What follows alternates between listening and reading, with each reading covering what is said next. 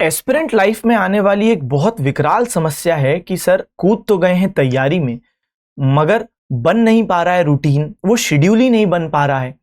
अगर कुछ करते भी हैं, थोड़े घंटे कर पाते हैं, उसके बाद फिर से टाइम वेस्ट करने लग जाते हैं।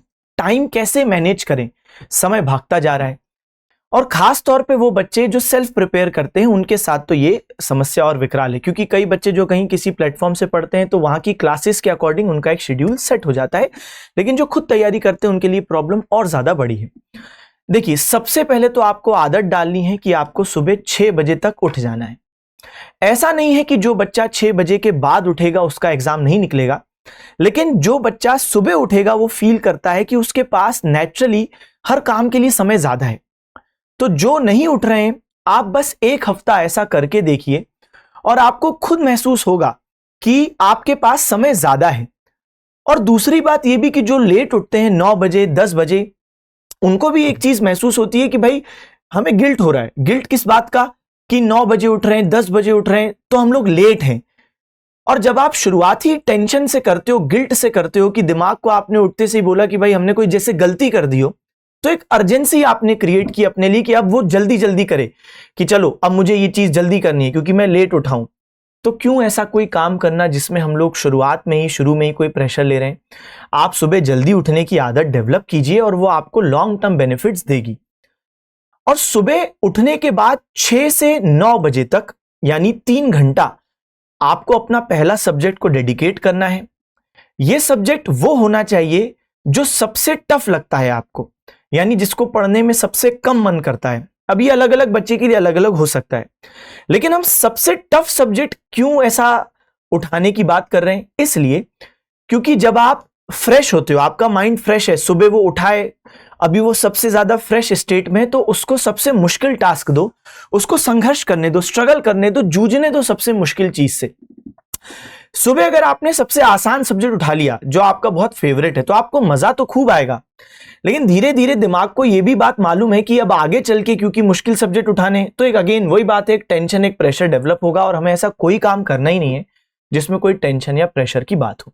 इसलिए सबसे टफ सब्जेक्ट उठाओ, यानी सबसे बड़े दुश्मन को, जो आपका सबसे बड़ा दुश्मन है, उसको सबसे पहले खत्म करो। अब किसी बच्चे के लिए जीएस टफ हो सकता है कि सर मुझे चीजें याद रखने में मुश्किल होती है, तो आप जीएस उठाओ। किसी के लिए इंग्लिश हो सकता है कि सर वोकैब ग्रामर नहीं पल्ले पड़ती है, तो फिर आप वो सब्जेक्ट उठाइए। तो जो आपके लिए टफ है वो उठाना है। और 6 से 9 आपने कर लिया, जबरदस्त तरीके से एक सब्जेक्ट पर बेहतरीन समय दिया है आपने। 9 बजे अब आपको किताब कर देनी है बंद, और 9 बजे के बाद आपको चले जाना है अपना नहाने, आपने ब्रेकफास्ट कर लेना है। आप घर वालों के जो भी काम होते हैं, घर के होते ही हैं, ऐसी बात नहीं है कि कई बार बच्चों को वो भी फ्रस्ट्रेटिंग लगता है कि घर वाले काम दे रहे हैं। बेटा, काम आपके खुद के भी हो सकते हैं, घर वालों के भी हो सकते हैं, और वो आएंगे ही। वो डेली लाइफ के जो काम है उनसे आप बच नहीं सकते।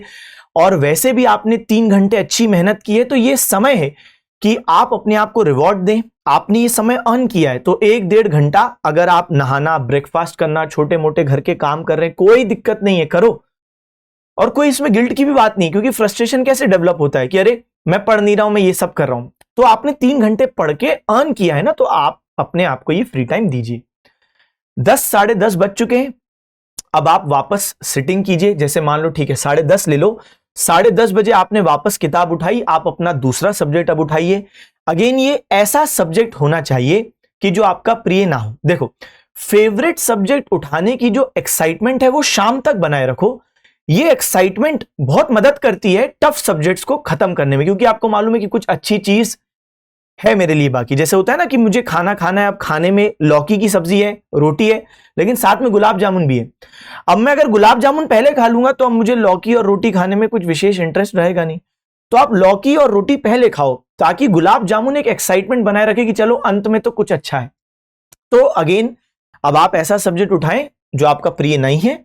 आपने उठाया, जैसे मान लो मैथ्स उठा लिया, ये हर बच्चे के लिए अलग हो सकता है। और मैथ्स में अगेन आपने 2-2.5 घंटे मेहनत करनी है, 40-50 क्वेश्चन बेहतरीन तरीके से लगा लेने हैं। तो आप 10:30 बजे बैठे थे, 12:30 1 बज चुका है, आपने अच्छा काम किया है। 1 बजे फिर किताब बंद कर देनी है। अब है लंच का समय। लंच को बहुत ज्यादा लोग पोस्टपोन करते हैं कि बाद में खाऊंगा, बाद में खाऊंगा, हेल्थ पे अफेक्ट होता है, ऐसा मत करो। और जैसे अगर आपके पास न्यूट्रिशन नहीं है तो आपका दिमाग भी वैसा साथ नहीं देगा। कई लोग 3-4 बजे लंच कर रहे हैं, बिल्कुल बेकार। कब करना है? 1 बजे आपने लंच करने चले जाना है। अगेन कोशिश करो कि लंच कर रहे हो, घर वाले अगर आसपास हैं, घर में रह रहे हो तो घर वालों के साथ करो, और अगर मेस में कर रहे हो तो जो पहचान वाले हैं, दोस्त यार हैं, उनके साथ लंच करो। कई बच्चे क्या करते हैं कि भाई लंच भी वहीं पर कर रहे हैं, रूम में अपने आप को गेट में अंदर गेट लगा के बंद कर दिया। आइसोलेशन में काम नहीं करना है, क्योंकि देखो ये लंबा जर्नी है, ये कोई ऐसी जर्नी नहीं है कि 1 आध महीने की जर्नी है। और लंबी जर्नीज में जरूरी है कि पॉजिटिव वाइब्स बने रहें।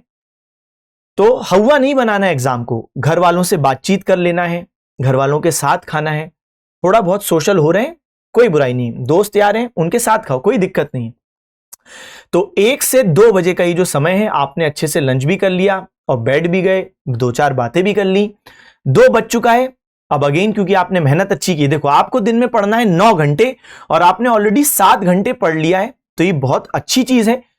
तो प्रेशर भी नहीं है क्योंकि अब आधा दिन तो बाकी है और आप 5 घंटे ऑलरेडी पढ़ चुके हो। तो अब जब 2 बज चुका है, अब आप सो जाओ, 1 घंटा रेस्ट लो, क्योंकि खाना खाने के बाद वैसे भी नींद आती है। ये वो समय है जब बॉडी को चाहिए रहता है कि भाई नींद आ जाए, और अगर हम जबरदस्ती उसको पढ़ाते हैं तो ऑब्वियस सी बात है कि एफिशिएंसी उतनी रहती नहीं है, दिमाग में कुछ जाता नहीं है, नींद आ रही है, तो इससे अच्छा सो ही जाओ। लेकिन जब मैंने कहा कि सो जाओ, तो बेटा सोशल मीडिया से बिल्कुल दूरी बनाना, वो सोने का समय है।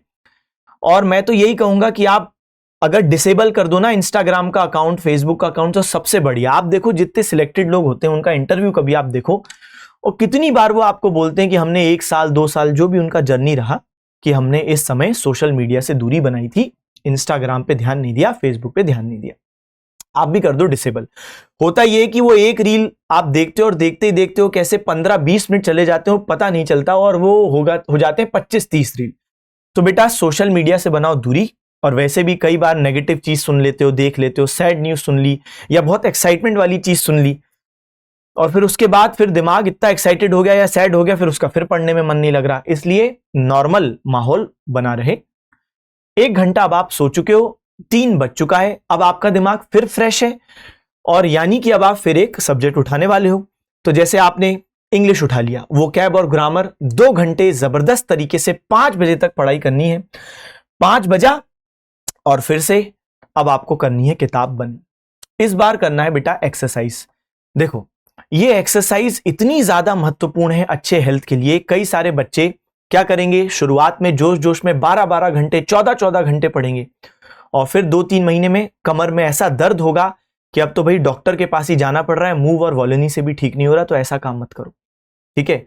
ऐसे ऐसे बच्चों को मैं जानता हूं जिनने बेटा 3-4 महीने तो ऐसी पढ़ाई की है कि ना दिन देखा ना रात, और फिर हिप रिप्लेसमेंट हुआ है जाके सीधा, या बिल्कुल मेंटली ऐसे हो गए कि अब तो 3-4 घंटे भी नहीं बैठ पा रहे, या डिमोटिवेट हो गए, डिप्रेशन। क्यों उन सब चीजों में जाना? देखो आपने अभी 5 बजे तक 9 घंटे की सिटिंग कर ली है, पहले 3 फिर 2 फिर 2, सॉरी 7 घंटे की सिटिंग हो गई है। अब आप सोचो 7 घंटे आपने अपने बैक को, अपने मसल्स को कितना ज्यादा स्ट्रेन दिया है। तो इसलिए जरूरी है कि वो भी बाहर निकले, और ऐसे में आपका माइंड भी हेल्दी रहता है। और मैं कोई हैवी एक्सरसाइज की बात नहीं कर रहा हूं, आप तेजी से वॉकिंग कीजिए, नॉर्मल नहीं चलना है, थोड़ा तेज वॉकिंग करना है, या जॉगिंग कर लो, वो भी बहुत बढ़िया है, कोई हैवी एक्सरसाइज नहीं है। इससे आपका हार्ट भी सही रहेगा, माइंड भी सही रहेगा। और दुनिया में आप एक चीज हमेशा ध्यान रखना कि सारी प्रॉब्लम्स तभी तक रहती हैं बंदे को जब तक उसको कोई हेल्थ प्रॉब्लम ना हो। उसको तब तक बहुत सारी प्रॉब्लम्स दिखती हैं, लेकिन जिस व्यक्ति को हेल्थ प्रॉब्लम आ जाती है ना, वो कहता है फिर कि हे भगवान, ये सारी प्रॉब्लम्स जो अभी तक थी वो तो कुछ भी नहीं थी, और वो सब मैं झेल लूंगा, बस मेरा हेल्थ एक बार सही कर दो। लेकिन फिर वो हेल्थ सबकी सही होती नहीं है। इसलिए सबसे बड़ी जो संपत्ति है, जो वेल्थ है बच्चे, वो हेल्थ है। इससे कॉम्प्रोमाइज मत करो। किसी बच्चे का अगर हेल्थ इश्यू हो जाता है ना, और आप उससे कभी बात करो, वो बोलेगा अरे क्या ये सरकारी नौकरी, ये सपने सब फालतू, ये सब धूमिल है, प्रतिष्ठा, पैसा, पावर सब फालतू है, मेरी तो हेल्थ खराब है, बस मेरी हेल्थ सही हो जाए, मैं नॉर्मल लाइफ बिताना चाहता हूं, मुझे नहीं देना एग्जाम। तो ये जो अच्छी सेहत की जो कीमत है ना, अगर आपको अच्छी सेहत मिली है तो बेटा आप बहुत ज्यादा खुशकिस्मत हो, और उस अच्छी सेहत को बनाए रखो, उसको गवाओ मत। अच्छी सेहत की जो कीमत है उसको कोई ना चुकाए, मैं तो यही कहूंगा। और अब आप 5 से 6 हो चुका है, आपने जॉगिंग किया, बढ़िया। अब आप आ जाओ वापस, 6 बज चुका है, थोड़ा सा कुछ लाइट खा लीजिए, घर के कोई और भी कुछ काम हो कर लीजिए, 7 बजने दो। आपने अर्न किया है, मैं बार बार कह रहा हूं, कोई गिल्ट वाली बात नहीं। आप बैठे हो 7 घंटे आपने पढ़ाई की, बहुत होता है दिन में 7 घंटे। 7 बज गया, अब आप ले लो अपना वो आसान वाला सब्जेक्ट, कई बच्चों के लिए जैसे रीजनिंग हो जाता है तो उठा लो रीजनिंग। 7 से 9 एकदम जबरदस्त 40-50 क्वेश्चन लगा देने हैं। 9 बज चुका है, 9 बजे है डिनर का समय, तो 9 बजे करना है डिनर। तो 9 से 9:30 में आपका डिनर हो जाएगा, और आपको समय देना है 10-15 मिनट और बिता लो। लेकिन अब सोने से पहले बेटा 20 से 30 प्रीवियस ईयर क्वेश्चन जरूर लगाओ। ये जो प्रीवियस ईयर क्वेश्चंस लगाने का मतलब है ना, इससे क्या होता है, क्योंकि डिनर कर लिया है तो अब वापस वो हल्की हल्की नींद आएगी, तो ऐसे में ना कोई सब्जेक्ट पढ़ना बोरिंग होता है।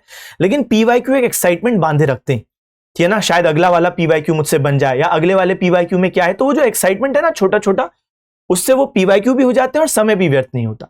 अब 10:30 बजे तक आपने यही चीज की, 10:30 बजे बिल्कुल अब बुक्स वुक्स करो बंद और सो जाओ। अब आपको उठना कितने बजे, 6 बजे, यानी आपके पास कितना समय सोने को हो गया, लगभग 7.5-7 घंटे का समय, जो बहुत पर्याप्त है। ना इससे कम करना है ना इससे ज्यादा होना चाहिए, पर्याप्त समय, ठीक है। और मीनवाइल आपने क्या नोटिस किया कि भाई आपने 9-9.5 घंटे की पढ़ाई कर ली, ये बहुत शानदार है और बहुत पर्याप्त है इस एग्जाम को निकालने के लिए। कोई भी आप एग्जाम निकाल लो ना, इनफैक्ट बेटा कोई भी एग्जाम है, यूपीएससी तक का एग्जाम है या एसएससी का सीजीएल या कोई भी आप एग्जाम देखोगे, हर दिन डेडिकेटेड 9 से 9.5 घंटे की तैयारी बहुत ज्यादा अच्छी होती, बहुत पर्याप्त है। और ये रूटीन आपको मंडे टू फ्राइडे फॉलो करना है।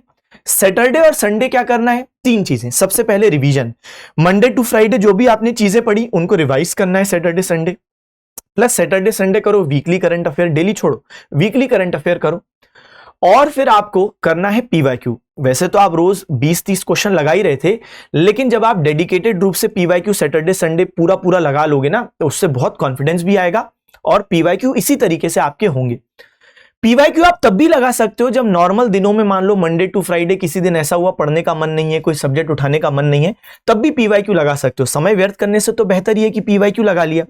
लेकिन ध्यान रहे कि कोशिश करें normal Monday to Friday subject उठाना है, ठीक है। चलो, अब अगर आपने ये शेड्यूल, ये रूटीन जो मैंने आपको बताया, आपने 10 दिन कर लिया ना, 10 दिन बहुत रेजिस्टेंस आएगा माइंड और बॉडी का, क्योंकि डिस्ट्रैक्शंस होंगे, आपके माइंड को, बॉडी को आदत नहीं है इतनी सिटिंग की, आदत नहीं है इस रूटीन की। लेकिन आपने अगर वो 10 दिन अपने आप को, अपने शरीर को बांध लिया, तो बेटा फिर माइंड और बॉडी को जो हैबिट लग जाएगी ना उसकी, तो फिर दूसरी कोई चीज या दूसरा कोई रूटीन या डिस्ट्रैक्शन फिर वो बेकार लगेगा। तो आप 10 दिन करके देखो, फिर ये हैबिट ना बन जाए तो बताओ। तो मुझे आशा है कि इस रूटीन से बहुत ज्यादा बेनिफिट आप बच्चों को प्राप्त होगा, करके देखें। धन्यवाद।